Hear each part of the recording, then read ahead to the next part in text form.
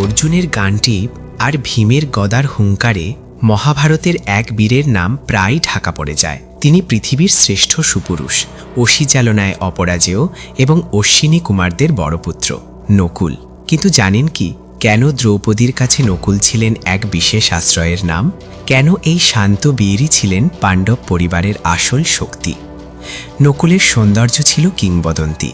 কথিত আছে, তিনি যখন ঘোড়া ছুটিয়ে যেতেন তখন দ্রুতগতির কারণে বৃষ্টির ফোঁটাও তার গায়ে লাগত না। শুধু রূপ নয়, তিনি ছিলেন আয়ুর্বেদ শাস্ত্রের পণ্ডিত এবং পশুদের ভাষা বোঝার বিরল ক্ষমতার অধিকারী।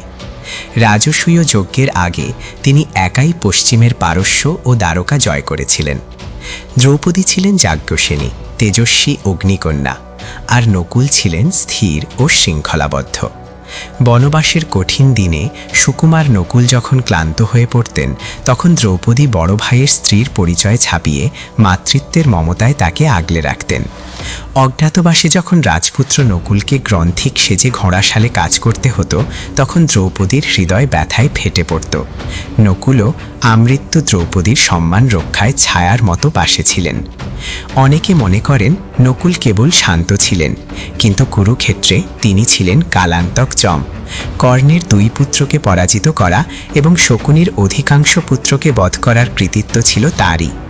অর্জুনের রথ রক্ষা থেকে শুরু করে দ্রৌপদীর সন্তানদের সুরক্ষা সবই তিনি করেছেন নিঃশব্দে। তাই তো তাকে বলা হয় শান্তবীর। মহাপ্রস্থানের পথে দ্রৌপদী ও সহদেবের পর যখন নকুল পড়ে যান, যুধিষ্ঠির বলেছিলেন নকুল নিজের রূপের জন্য সামান্য গর্বিত ছিলেন। কিন্তু ইতিহাস সাক্ষী দেয়, নকুল ছিলেন পাণ্ডব পরিবারের সেই নীরব সুতো, যা সবাইকে এক সূত্রে বেঁধে রাখত। তার ভালোবাসা ছিল বীরত্বের চেয়েও শক্তিশালী।